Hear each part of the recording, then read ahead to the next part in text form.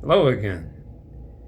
Well, the way we left it off at the last video, they were going to take me out of the hospice house where I had been treated very kindly and very well, and where I had a beautiful private room with a private bathroom.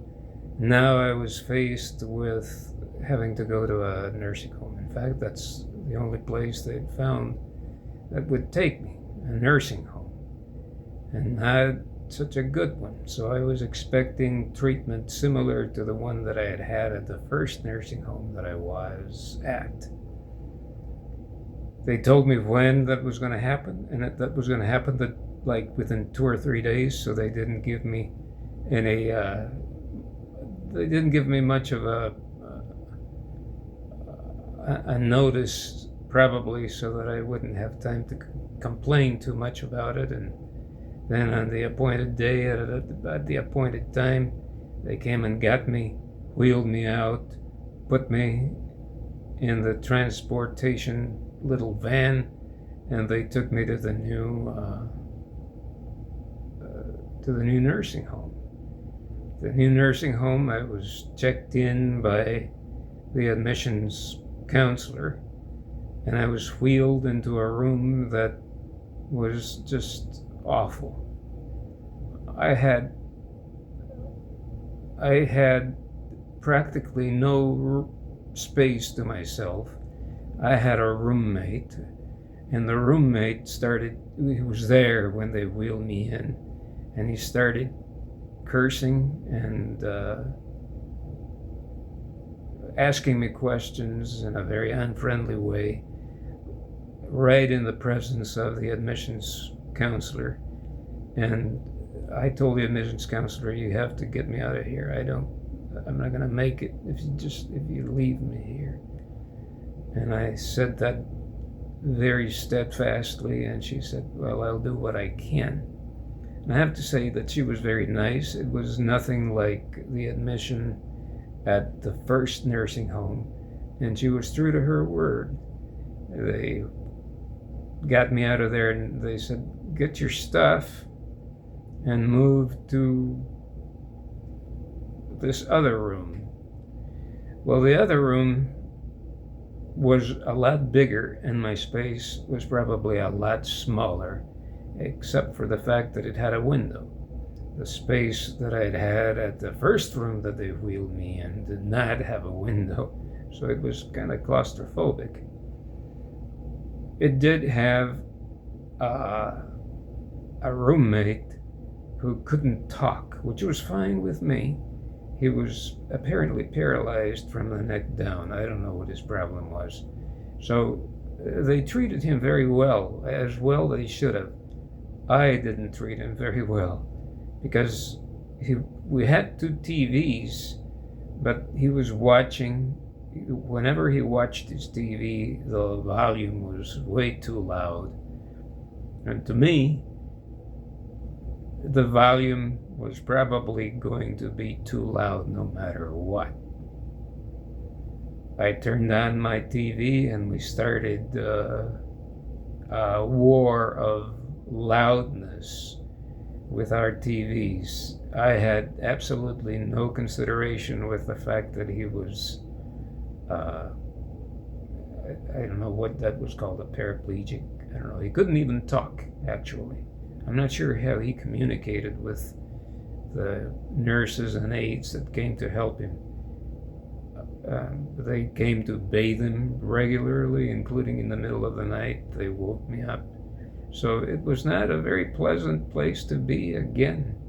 And I remember looking out the window in the morning and thinking, well, at least I don't have to worry about being taken out and put on the street yet.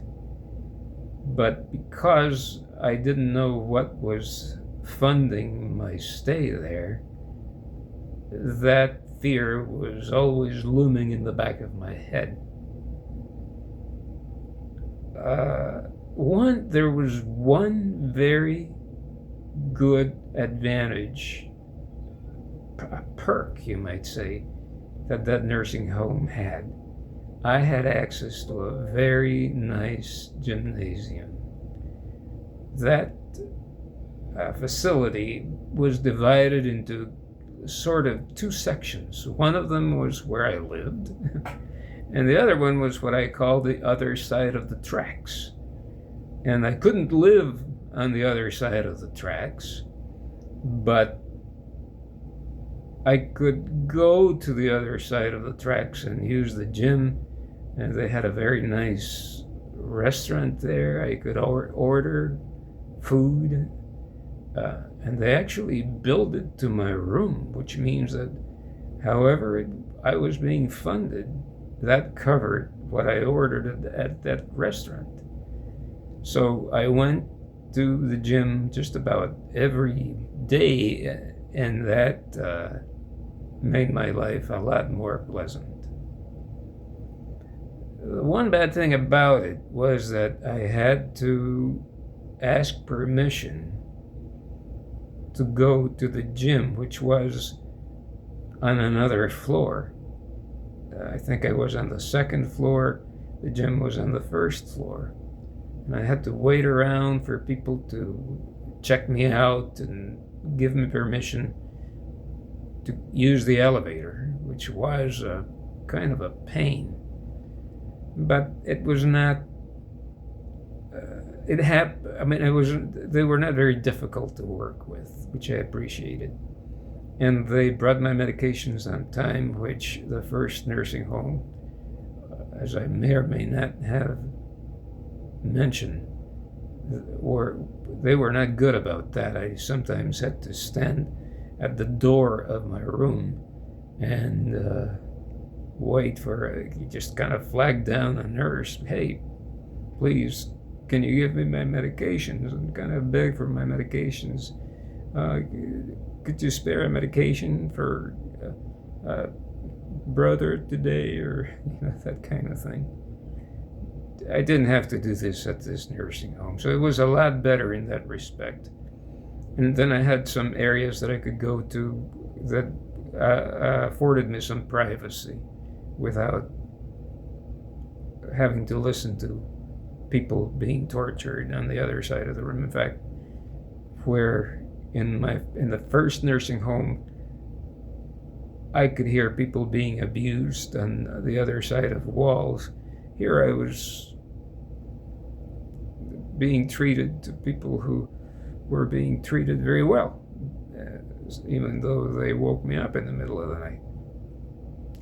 So that's how I spent my time at this new nursing home.